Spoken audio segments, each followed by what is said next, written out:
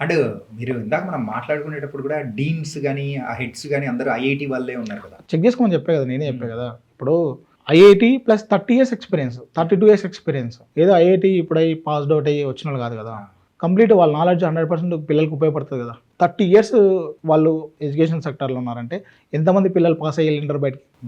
చాలా మంది ఉండే ఉంటారు. వాళ్ళు ఎంత పెద్ద పొజిషన్లో ఉంటారు ఈరోజు? హ్మ్. ఇప్పుడు కాలేజ్ ప్లేస్మెంట్స్ ఎలా వస్తాయి? వీళ్ళ దగ్గర చదువుకున్న పిల్లలే కంపెనీస్లో పెద్ద పొజిషన్ ఉన్నప్పుడు వాళ్ళు రిక్వెస్ట్ చేస్తారు, అవును. మా కాలేజ్కి వచ్చి మేము ఒక 10 మందిని తీసుకోరా, ఒక 50 మందిని సెలెక్ట్ చేసుకోరా. వీళ్ళ కట్టసీ కోసం అంటే కృతజ్ఞత కోసమని వస్తారు కదా. కానీ ఇంకా ఏంటంటే క్వాలిటీ ఎక్కడ ఉంటుందో ఆ కంపెనీ వాళ్ళు కూడా అక్కడికే వస్తారు. అక్కడికే వస్తారు. ఆ, అట్లా మెయిన్గా ఏ కాలేజ్ అయినా ఒక పేరు రావాలంటే కూడా మెయిన్ అకాడమిక్స్, హ్మ్.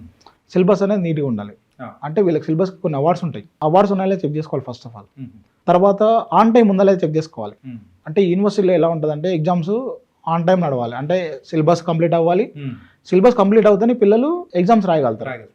అప్డేటెడ్ ల్యాబ్స్ ఉంటే ల్యాబ్స్ అవుతాయి, సరిపడా ల్యాబ్స్ కావాలి కదా. అవును. ఏదైనా మార్క్స్ యాడ్ అవుతాయి పిల్లలకి. ప్లస్ ఎగ్జామినేషన్ సెంటర్ సపరేట్ ఉంటుంది, హ్మ్. ఎగ్జామినేషన్ ఇన్ఛార్జ్ సపరేట్ ఉంటారు. వీళ్ళంతా కంప్లీట్ అందరూ వర్క్ చేస్తేనే యూనివర్సిటీ సక్సెస్ అవుతుంది. ఓకే. ఎవరు వర్క్ చేయకపోయినా ఫెయిల్యూర్ అవుతుంది.